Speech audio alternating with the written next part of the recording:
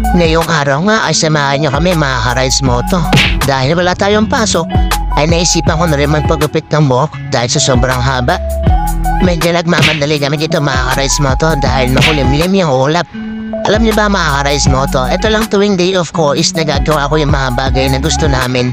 Tulad na magpapagupit ako, papaayos ko yung motor, kaya halos wala na akong time sa pagbablog. Pero sisikapin natin mga ka-Rides Moto na gumawa tayo ng mga content natin para sa inyo at sa mga solidong followers. Kaya ngayon pa lang ay lubos na ako nagpapasalamat sa mga patuloy na sumusuporta sa aking mga ina-upload.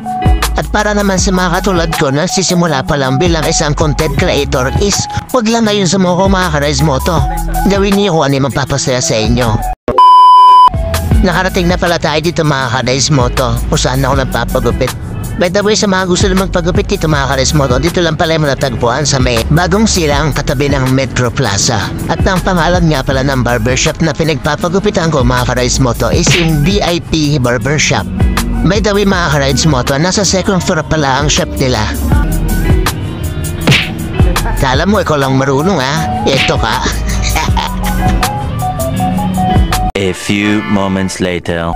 Ito nga pala ang itsura sa loob ni VIP Barbershop mga ka-Rides Moto. Unang-una na gusto ko dito is naka-air conditioning na siya. And sobrang sulit ng pagpapagupit ko sa kanila. And halos lahat ng kanilang mga staff is naka-complete uniform. Kaya sa mga gusto magpagupit dito is punta lang kayo dito kay VIP Barbershop sa may bagong silang Caloocan at tabi ng Metro Plaza.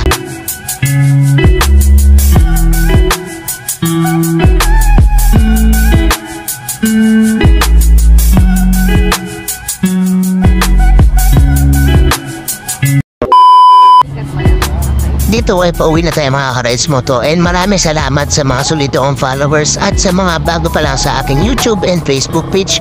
Huwag niyo pong kalimutan mag-like, share and subscribe para lagi kayo updated sa aking mga video. And dito ko natatapusin ang ating video mga ka-Rides Moto and maraming salamat. Ride safe, peace yo.